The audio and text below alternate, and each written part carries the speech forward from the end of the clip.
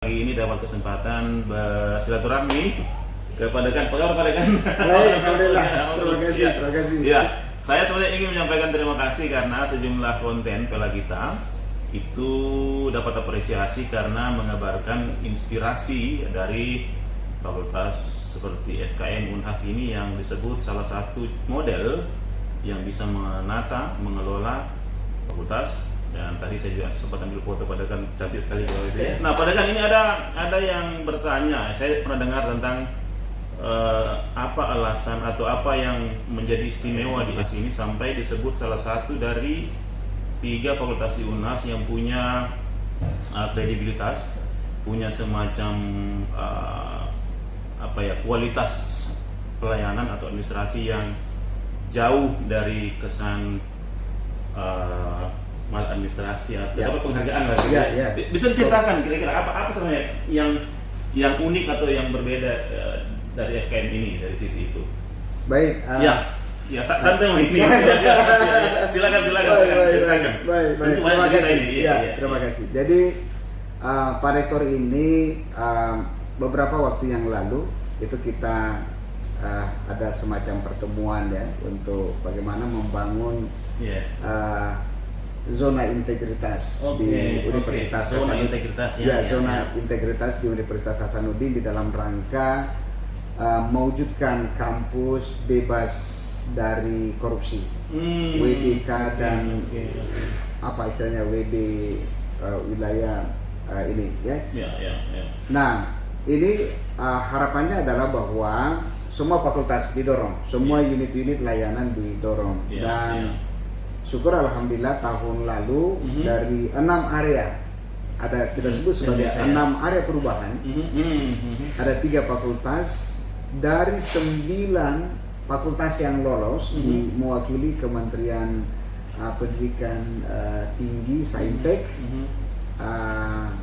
untuk penilaian di Kementerian Pan-RB. Dan 3 fakultas ini, 3 diantaranya adalah FKM Unhas, Kedokteran dan Fakultas Kehutanan. Tahun ini Rektor berkomitmen untuk mendorong semua, bukan hanya 3 fakultas ini, tetapi kita mau bahwa di Universitas Hasanuddin ini benar-benar itu bisa terwujud. Nah ada 6 area perubahan yang kita sebut sebagai 6 area perubahan. 6 area perubahan itu diantaranya misalnya ada yang kita sebut sebagai manajemen perubahan. Manajemen perubahan ini harapannya adalah bahwa pimpinan, staf kita semua memiliki komitmen untuk bagaimana membangun zona integritas itu sendiri. Ada itikadnya ya. Ada itikadnya untuk memberikan layanan yang terbaik tidak ada pungutan, kemudian kalau bisa dilakukan layanan-layanan yang sifatnya digitalisasi sehingga mengurangi kontak person yang memungkinkan ada ruang berkonsekuensi. Betul. Itu yang pertama ya. Itu yang pertama. Dan di FKM ini kita jadi kalau misalnya mau ketemu dekan misalnya begitu, maka di lantai 1 itu ada resepsionis sebenarnya. Ada resepsionis yang bertugas. Dia akan bertanya mau ketemu dengan siapa. Bahkan kita ada namanya satu ruangan yang kita sebut dengan unit layanan fakultas. Unit layanan fakultas di tempat transit bagi teman-teman yang mau ketemu dengan siapa. Begitu. Dan itu disiapkan ada kopi di situ. Itu bagian dari manajemen ya. Itu. Betul. Yang kedua adalah ada namanya penataan tata laksana. Nah, penataan tata laksana ini adalah lebih kepada bagaimana istilahnya memberikan proses layanan yang lebih efektif, yang lebih efisien ya. Jadi kita tata semua layanan yang ada di fakultas ini kan gitu. Termasuk layanan kita yang difabel. Yang difabel. Jadi mungkin salah satu fakultas yang ada di UNHAS ini yang benar-benar itu kita membuat satu jalan khusus untuk mereka yang difabel.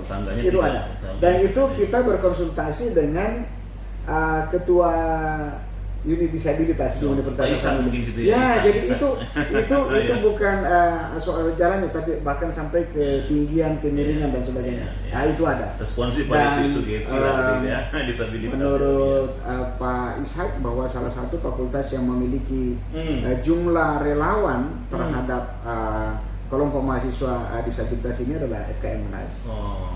Itu yang kedua. Yang kedua. Ya. Yang ketiga, Prof.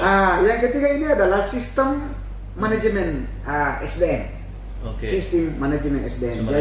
Sumber daya manusia. Jadi bagaimana kita mendorong para dosen, katakanlah misalnya mereka yang belum S3 begitu, kami di FKM Unhas itu kami buat secara khusus ada grup WA yang saya mengontrol langsung adalah mereka yang istilahnya belum ambil S3. Jadi semua yang S2 kami buat grup khusus begitu, siapa yang belum S3 dan seluruh informasi beasiswa, layanan, ruang-ruang komunikasi untuk pengembangan SDM itu ada di dalam. Termasuk coachingnya barangkali. Coachingnya dan sebagainya. Bahkan kami memfasilitasi misalnya teman-teman yang mau mengembangkan bahasa Inggris, fakultas siap. Saya dorong semua teman-teman. Jadi memfasilitasi. Dan itu juga memang adalah semacam himbauan dan harapan besar dari bidang 3 pengembangan SDM di Rektorat dan tentu Pak Rektor. Itu menarik, Prof, tentang SDM. Tapi ini kan tadi levelingnya naik dari S2 ke S3. Tapi kalau untuk internal, misalnya staff yang ngurusin cleaning service, betul. Itu bagian dari itu. Untuk teknik kita, kami juga berikan semacam pelatihan. Bahkan di FKM ini pada saat tahun lalu itu semua cleaning service itu kami berikan pelatihan yang kita sebut sebagai apa istilahnya? Pelayanan prima. Pelayanan prima. Ultimate ya. Jadi itu dilatih di Malino. Dilatih di Malino. Jadi kami meminta semacam lembaga yang bisa memberikan pelatihan untuk pelayanan prima. Jadi cleaning service ini dilatih untuk bagaimana menyapa. Bagaimana memberikan arahan ketika dia bertanya, dan bagaimana kita memberikan informasi kepada resepsionis, kemudian cleaning service ini ketika orang bertanya, di mana katanya ada yudisium di FKM. Ada, betul. Itu ada di lantai 2. Itu. Jadi mereka harus berusaha ada etika juga ya. Ada etika. Betul. Oke, dari manajemen perubahan, kemudian tata laksana, kemudian sistem manajemen sumber daya manusia. Right. So kita masuk ke 5. Yang kelima ini adalah yang keempat adalah pengawasan. Ada pengawasan. Nah, apa pengawasan yang kita lakukan? Di FKM ini 24 jam sistem CCTV berjalan. Sistem berjalan. Dan salah satu kontrol yang relatif kuat di FKM itu adalah bagaimana mendorong penerapan kawasan tanpa rokok. Jadi itu bisa terbaca, bisa kita monitor dengan puntung-puntung rokok, dengan bungkus bungkus rokok, puntungnya.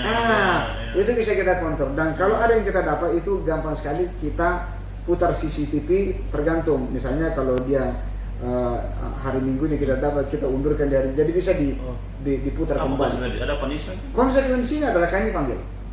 Kami panggil secara bertahap. Biasanya kalau dia tindik, saya lewat Pak KTU, lewat WD2, dan itu diproses dan diberikan peringatan. Dan bahkan dia membuat tanda tangan untuk tidak melakukan itu dari sisi itu ya.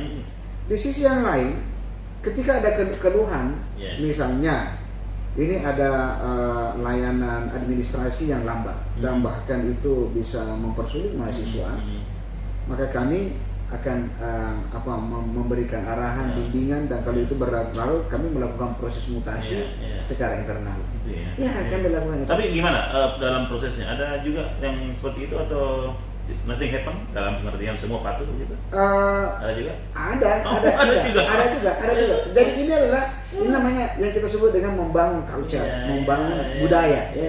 Jadi kita melakukan seperti ini bukan berarti tidak ada, tetapi ini kita berharap bahwa dengan adanya zona integritas ini kita semua diikat untuk patuh, taat, dan kita berusaha untuk membangun budaya itu. Budaya atau sistemnya. Prof, itu yang keempat. Ada lagi? Kayaknya masih ada 2. Nah, yang kelima itu adalah penguatan akuntabilitas. Akuntabilitas. Jadi kita semua berdasarkan tupoksi kita, tentu kita harus bertanggung jawab dengan amanah, tanggung jawab, dan tentu kami berharap bahwa semua orang, bukan hanya unsur pimpinan, para dosen, para TNI, para cleaning service adalah orang-orang yang diberi amanah untuk menjalankan tugas itu. Maka kita harus accountable di dalam menjalankan ruang fungsi dan tugas yang diberikan untuk kita. Dan yang terakhir itu adalah penguatan lebih kepada kualitas pelayanan publik kita. Bahwa yang datang di FKM ini yang begitu beragam, yang dilayani bukan hanya mahasiswa, yang dilayani bukan hanya tendik, para dosen, tetapi juga bagaimana kita berinteraksi dengan tamu-tamu kita, stakeholder kita. Jadi kita membangun bagaimana kualitas layanan ini terus semakin baik. Ini ada 6 ya Prof ya? Iya, 6. Asli Prof, ini juga gambaran dari respon atau yang tersaji. Saya membaca juga tentang apa yang disebut kondusivitas untuk anak-anak kita yang kuliah di kampus. Itu tentang pembatasan waktu, itu yang menarik. Banyak komentar itu. Memang mereka tidak bisa aktivitas malam? Bukan tidak bisa aktivitas malam, tapi semua harus terkontrol. Terkontrol. Bisa kita adalah kita ini bukan negara merdeka tanpa batas. Istilahnya ruang-ruang ekspresi itu tetap kita buka, tetapi apapun namanya kan semua kita selalu juga mempertimbangkan potensi resiko yang mitigasinya begitu. FKM ini adalah fakultas mencegah. Fakultas mencegah. Jadi mencegah justru jauh lebih baik daripada kita kuratifnya. Saya kira clear ya teman-teman sekalian. Itu saya kira menarik ya, ini apa yang ditempuh di FKM. Jadi harapan Pak Rektor saya kira not only 3 ya, bukan hanya kedokteran, bukan hanya dokteran, tapi juga seluruh fakultas dan bisnis yang ada di Universitas Hasanuddin. Sistem universitas yang memang sangat jauh dari KKN ya, kalau begitu ya. Pak Prof, terima kasih banyak. Terima kasih. Salam dari FKM Unhas.